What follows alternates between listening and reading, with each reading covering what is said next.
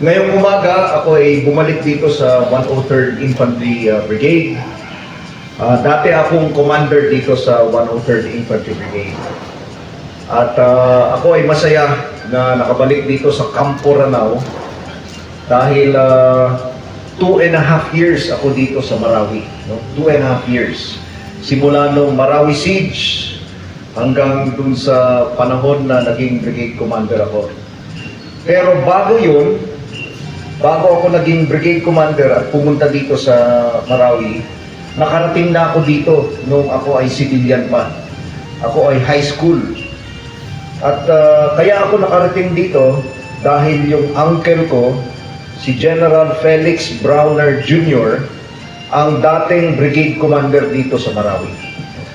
At nung pumunta kami dito, kaming mga mag-anak, ay that was the dawning of ranks nung aking uncle.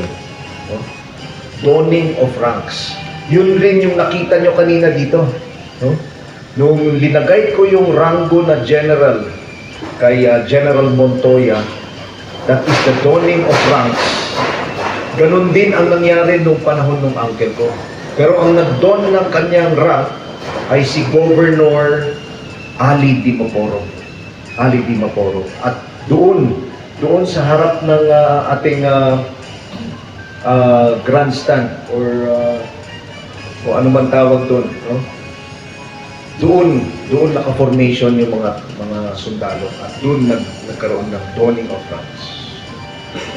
By the way, nandito yung aking misis, si Melody. Kasama ko rin siya dito nung na-assign ako sa Marawi.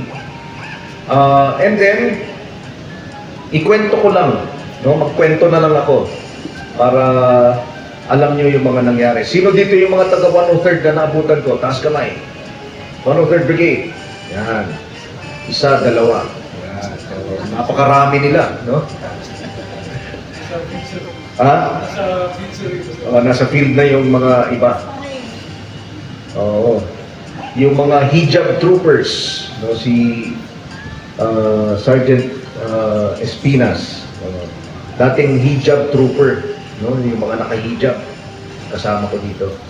So anyway, ikwento ko lang. Nung mga panahon na yon, nung nagsimula yung Marawi Siege, May 23, 2017, nasa US ako, schooling ako. No, nag-schooling ako ng US Army War College. Ang mga nag-schooling din doon sa US Army War College, ang ating Western Command, Westmincom, no? Commander Lieutenant General Gumiran, at yung ating J3, si Major General Soderio. No? So anyway, nandun ako. Pinapanood ko yung balita dahil may news, meron kaming Filipino channel. At dun sa balita, nakita ko yung pag-atake ng Mauti ISIS. Doon sa Amay Pakpak, yun yung pinapakita dun sa news. No? Inatake ng ISIS ang Amay Pakpak Hospital. Sinunog nila yung Dansalan College. At marami pa, no, pinapakita sa TV. Sabi ko sa sarili ko during that time, pagbalik ko sa Pilipinas, I will volunteer to be assigned in Marawi, sabi ko. After 2 weeks, nag-graduate kami sa US Army War College. And when I came back to the Philippines, nag-report ako kay General Anyo. Siya ang Chief of Staff noong panahon na yun.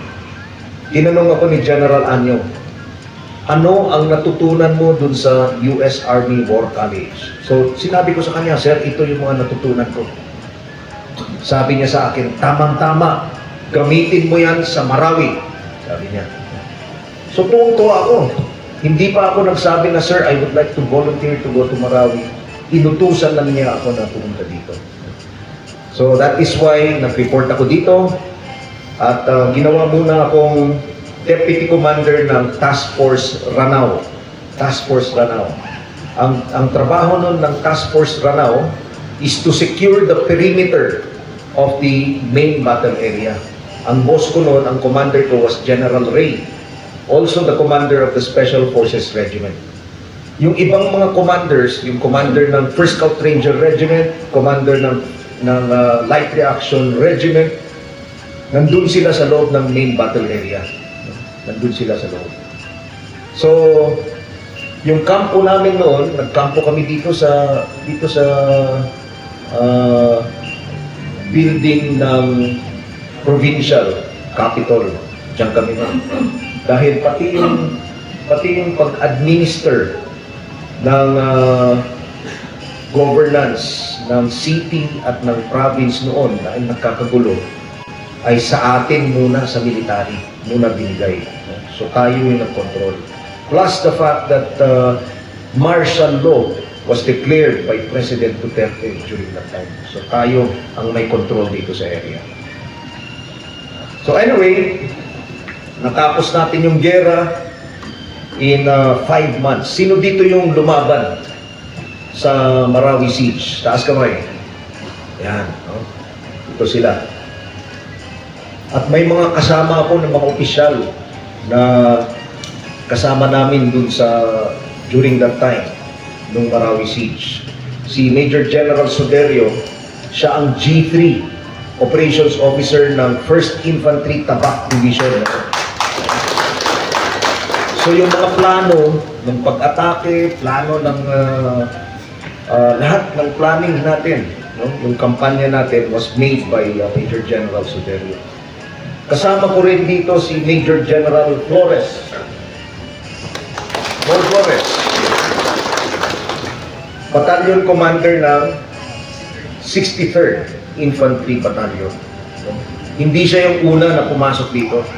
Pero during the course ng laban, no, naglagay tayo ng magaling na battalion commander. At na-wounded siya doon. Na-wounded siya doon sa mga enkwentro doon sa loob. No? Saan yung tama mo? Sa paa? Ha? Yun. No? So tinamaan si Colonel Flores sa paa. Dahil nagka-assault sila, hindi nila nakita yung kalaban nandun sa basement. Nasa basement. No? Doon sila tumitira. Kaya karamihan ng mga tama ng mga tropa natin sa paa. No? So, sino pa ba yung nandito noon? Si Major Fabros. Major Fabros. Ayun, nandun sa likod. No? Dati siyang company commander sa 49th Infantry Battalion, nasa Butig. No, sa Butig. So simula pa lang ng mga gera sa Butig noon, nandun na siya. And then later on, naging operations officer ko dito sa brigade. So, kaya't marami tayong mga memories dito. No? Yung ating battalion commander ng 55th, no? Colonel Doldol, galing rin dito sa Marawi, 103rd Brigade. So, kaya't masaya kami na nakabalik dito at makita kayo. Maraming mga nangyari yung mga panahon na yun. Maalala ko, nung naging brigade commander na ako, ang mission ko was to run after the remnants of the Mauti ISIS. So, most of the time, nandun kami sa labas, Pagayawan, no? At sa iba't ibang mga lugar natin, hinahabol namin yung mga Mauti ISIS. At marami tayong mga naging enkwentro. During that time, namatayan tayo ng maraming mga sundalo. Kaya't kanina, pagdating ko, nag-wreath laying ceremony tayo doon. No? In memory of those who gave up their lives for Marawi, for the liberation of Marawi. No? Naalala natin yung mga kasamahan natin. Marami sa kanila. Opisyal, sundalo, pulis, no? Wala yatang Coast Guard na namatay noon, pero kasama rin natin yung Coast Guard dito noon. Naalala natin sila. Nung panahon ko na Brigade Commander, 8 yung namatay na mga tropa natin habang tinutugis natin yung mga remnants ng Mauti ISIS. And fortunately, on my birthday, 2019, no? 2019, March 18, 2019, nakuha natin yung last remaining leader ng Maoti ISIS, si Abu Dar. Si Abu Dar ang pangalan niya. Kaya't tuwang-tuwa ko na nakuha na natin siya dahil simula noon ay unti-unti na silang nabawasan. Ang sumunod sa akin na brigade commander si General Cuerpo, and then sumunod sa kanya si General Baroquillo, no? Ang ating division commander ngayon. Pagkatapos ni General Baroquillo, si General Billy De La Rosa, no? And then finally, ngayon, si Brigadier General Jesse Montoya. So, marami tayong nagawa dito sa Marawi, pero marami pa tayong kailangan na gawin na trabaho. So, mga kasamahan ko, mag-focus lang tayo sa ating trabaho. It doesn't matter kung anong unit ka, lahat tayo, meron tayong mission na ginagawa para dito sa AFP at para dito sa lugar natin, dito sa Lanao del Sur. So let's continue being professional soldiers. Alam niyo po ngayon, pag tinignan niyo yung social media, parang napakagulo ng Pilipinas, di ba? Tama? Merong impeachment trial, merong mga kaguluhan sa Senado, may kaguluhan sa mga rallies na nangyayari sa Metro Manila, hindi lang sa Manila, sa Cebu, sa Davao, no? Pero huwag tayong magpa-apekto dito. Huwag tayong magpa-apekto. Ang gawin natin, mag-focus lang tayo sa trabaho natin. Focus lang tayo sa trabaho. Marami tayong kailangan gawin. Hindi lamang sa seguridad natin dito sa lugar natin. Slowly, the armed forces is now shifting to territorial defense dahil nakita natin na merong banta, merong threat na galing sa labas. No? Yung China ay binubuli tayo doon sa West Philippine Sea at gusto nilang angkinin ang buong South China Sea, including Bajo de Masinloc or Scarborough Shoal at yung iba pang mga isla at mga features dito sa South China Sea. Siyempre, ayaw natin pumayag.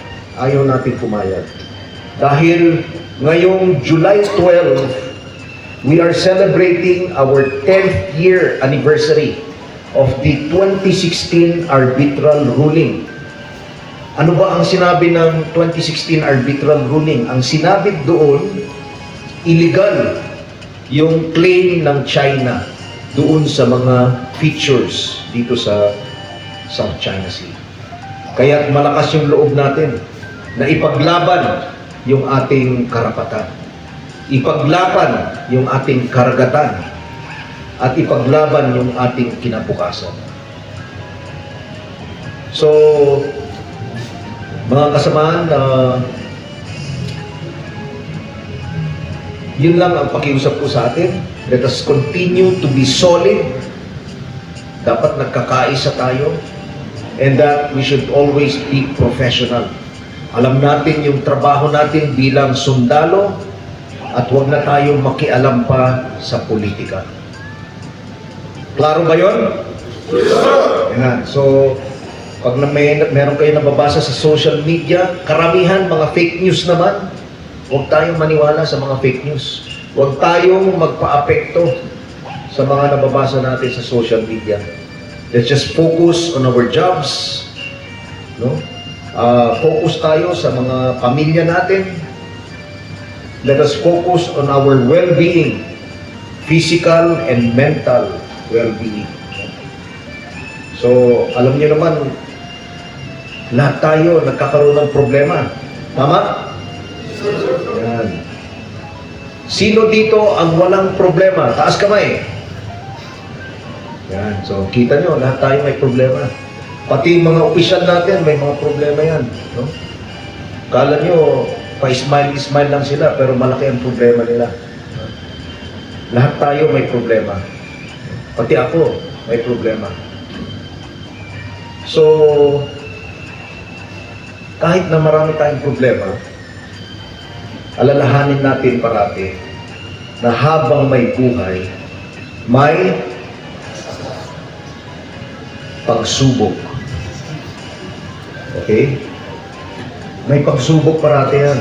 Habang buhay tayo. Hindi mawawala yan, pagsubok na yan. Pero ang importante, kahit na may mga pagsubok, hindi tayo papatalo dun sa mga pagsubok, sa mga problema. Kaya ang alalahanin natin parati, habang may buhay, may pagbangon. No? So, maring bumagsak ka dahil sa problema. Alalahanin nyo, meron pa rin pag-asang bumangon. So, huwag tayong mawalan.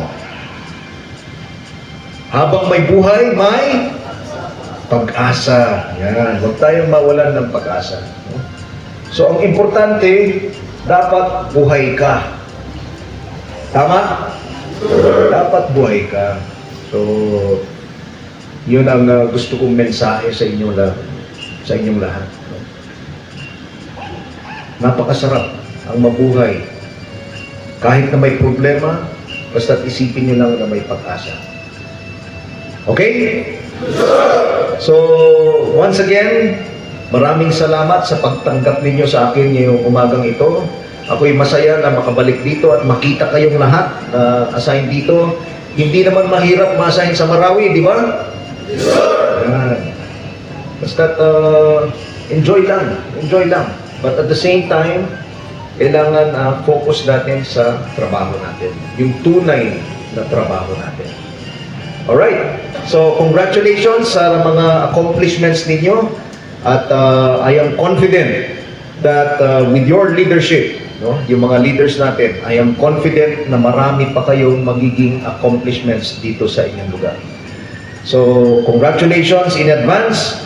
Thank you very much at mabuhay ang 103rd Infantry Brigade at mabuhay kayong lahat.